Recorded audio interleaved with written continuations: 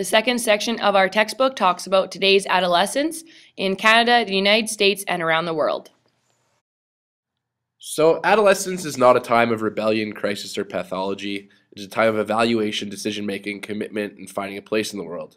Socioeconomic, ethnic, cultural, gender, age, and lifestyle differences influence the developmental trajectory of every adolescent.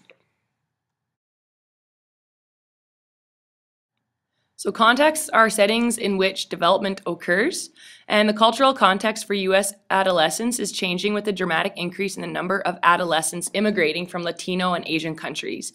But in the next few slides, we're going to deal with Canadian statistics. So unlike the US, where Asian and Latino immigrants add to the adolescent population, the Métis population is the fastest growing in Canada. And the population of people under the age of 15 continues to drop in Canada. According to the 2001 census, about 65% of youth aged 15 to 18 were employed or actively seeking employment. And by 24, 88% of men are involved in the labor force and 80% of women.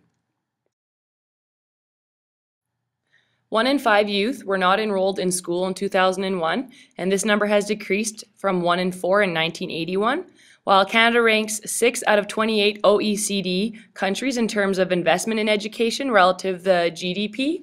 And poverty is 4 to 5 times more prevalent in lone parent families relative to married families in Canada, and all these statistics are courtesy of Stats Canada. So social policy is action designed to influence the welfare of its citizens. Developmentally attentive youth policy emphasizes the family, neighborhood, and school.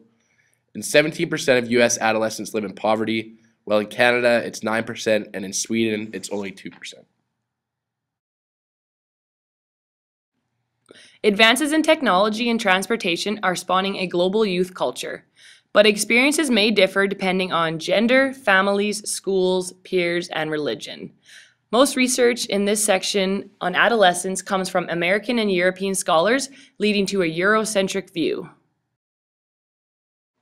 So this slide here explains some of the statistics about adolescents around the world.